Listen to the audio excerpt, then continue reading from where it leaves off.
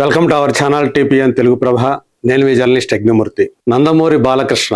మనం ఇదివరకు చెప్పుకున్నాం, తన సమకాలీన హీరోలతో పోల్చుకుంటే ఆయన చాలా స్పీడ్గా కెరీర్లో దూసుకుపోతూ ఉన్నారు. వరుస సినిమాల్ని ఆయన యాక్సెప్ట్ చేస్తూ ఉన్నారు. ఇప్పటి వరకు తాను పనిచేయనటువంటి దర్శకులతోటి, యంగ్ డైరెక్టర్స్ తోటి మింగిల్ అవుతా ఉన్నారు. మనం చెప్పుకున్నాం ఆల్రెడీ. ప్రస్తుతం ఆయన ఎన్బికే 111 అనేటువంటి సినిమాని గోపీచంద్ మలినేని డైరెక్షన్ లో చేస్తున్నారు. దాని తర్వాత ఇద్దరు దర్శకులతోటి ఆయన పనిచేయబోతున్నట్లుగా వార్తలు వచ్చాయి. అందులో విజయ్ కనక మెడల్ తోటి ఆయన వెంటనే సినిమా ప్రారంభించే అవకాశాలు ఉంది, సంక్రాంతి టార్గెట్ గా అని బలంగా వినిపించింది. అలాగే వివేకాత్రేయ డైరెక్షన్ లో 2 భాగాల సినిమా వస్తుంది అని చెప్పేసి ఇప్పుడు లేటెస్ట్ గా వినిపిస్తున్నటువంటి పేరు కొరటాల శివ. సో అందు గురించే కొరటాలతోటి ఏంటి ఇంత వరుసగా ఎన్బికే సినిమాలు ఒప్పుకుంటూ వెళుతూ ఉన్నారు అని అందరికీ ఆశ్చర్యం కలుగుతోంది. దేవర మూవీ లాంటి హిట్ సినిమా తర్వాత కొరటాల శివ దేవర 2 చేయాలనేటువంటి ఉద్దేశంతో ఇప్పటి వరకు ఆగాడు. మరి దేవర 2024లో వచ్చింది. దాని తర్వాత మళ్ళీ అంటే నిజానికైతే ఈ పాటికి మేలోనే దేవర 2 షూటింగ్ మొదలవుతుంది అని చెప్పేసి యువసుధ ఆర్ట్స్ అధినేత అంటే దేవర ప్రొడ్యూసర్ అయినటువంటి మిక్కిలేని సుధాకర్ తెలియజేశారు ఒక వేరే ఈవెంట్ లో మాట్లాడుతూ. కానీ ప్రస్తుతం అలాంటిదేమీ లేదనేది స్పష్టమైపోయింది. ప్రస్తుతం జూనియర్ ఎన్టీఆర్ ప్రశాంత్ నీల్ డైరెక్షన్ లో సినిమా చేస్తూ ఉన్నాడు. సో అది అయిన తర్వాత త్రివిక్రమ్ డైరెక్షన్ లో ఆయన గాడ్ ఆఫ్ వార్ అంటే సుబ్రహ్మణ్య స్వామి కథతోటి పౌరాణిక సినిమాని ఆయన చేస్తాడు అని చెప్పేసి ఇప్పుడు ఆల్మోస్ట్ ధృవీకరణ అయిపోయింది. మరి ఈ నేపథ్యంలో కొరటాల శివ ఏం చేయాలి? మరొక హీరోతోటి సినిమా చేయక తప్పని పరిస్థితి. సో అలాంటి పరిస్థితుల్లోనే ఆయన ఎన్బికేకి నందమూరి బాలకృష్ణకి కథ వినిపించారు. కొరటాల లాంటి డైరెక్టర్ తన దగ్గరకు వచ్చి కథ చెబితే ఇంకా ఎన్బికే కూడా ఆ కథ నచ్చింది.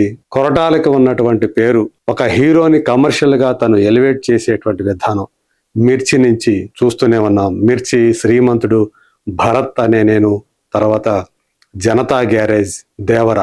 సో ఈ సినిమాలతోటి కొరటాల శివ దర్శకుడిగా మంచి పేరు ప్రఖ్యాతులే సంపాదించుకున్నాడు. ఒక్క ఆచార్య మాత్రమే ఆయన కెరీర్ లో మచ్చగా మిగిలింది, డిజాస్టర్ గా. సో అది తప్పితే అన్నీ కూడా వర్కౌట్ అయినటువంటి సినిమాలే. సో అందు గురించే కొరటాలతోటి సినిమా చెయ్యటానికి ఈయన గ్రీన్ సిగ్నల్ ఇచ్చేశారు. మరి ఈ సినిమా ఎప్పుడు మొదలవుతుంది ఏంటి అనేటువంటి విషయాలు అతి త్వరలోనే వెల్లడవుతాయి.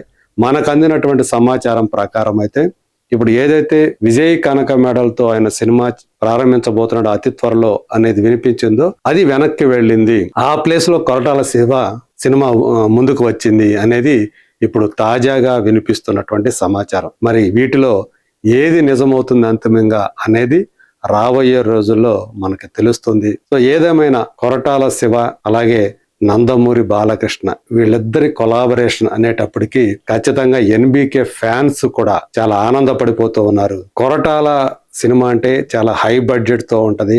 ఎలివేషన్ సీన్స్, హీరోకి సంబంధించి ఎలివేషన్స్ చాలా హై లెవెల్లో ఉంటాయి. అలాగే ఒక ఇంటెన్స్ డ్రామా ఉంటుంది, ఒక ఫ్యామిలీ వాల్యూస్ కూడా కనిపిస్తాయి. అట్ ద సేమ్ టైం ఒక మెసేజ్ కూడా ఉంటుంది.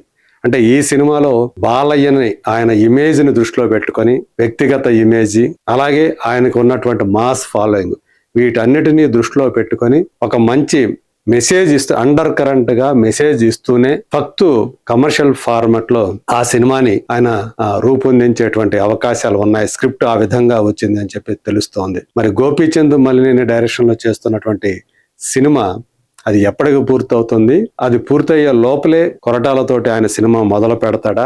ఇవి మనకి తెలియాల్సినటువంటి ప్రశ్నలు. సో ఏదేమైనా ప్రస్తుతం ఎన్బికే చూపిస్తున్నటువంటి స్పీడ్ చూస్తూ ఉంటే యంగ్ హీరోలు కూడా ఆశ్చర్యపోయేటువంటి పరిస్థితి కనిపిస్తోంది. చాలా కాలంగా మోక్షజ్ఞ హీరోగా పరిచయం కావాలి అని చెప్పేసి అందరూ కూడా ఎదురు చూస్తూ ఉన్నారు, ఇది నందమూరి వంశాభిమానులు. రీసెంట్ గా డైరెక్టర్ వశిష్ఠ అటు మోక్షజ్ఞకి అలాగే ఇటు బాలయ్యకి సరిపోయేటువంటి 2 కథలు వినిపించారు. సో మొదట తనతోనే సినిమా చెయ్యి అని చెప్పేసి వశిష్ఠకి బాలయ్య చెప్పాడు అని చెప్పేసి రీసెంట్ గా ఫిలిం నగర్ సర్కిల్స్ లో బాగా ప్రచారం జరిగింది. మరి వశిష్ఠ తోటి సినిమా ఉంటుందా లేదా అనేటువంటి సందేహాలు ఇప్పుడు పొడసూపుతున్నాయి. ఏదేమైనా కొరటాలతోటి బాలయ్య కొలాబరేట్ అవుతున్నటువంటి ఈ న్యూస్ ఏదైతే ఉంది ఇది పక్కాగా ఒక రూపానికి వచ్చేసిందని చెప్పేసి మనకు తెలుస్తా ఉంది. అతి త్వరలోనే దీనికి సంబంధించినటువంటి అధికారికమైనటువంటి ప్రకటన వచ్చే అవకాశాలు కూడా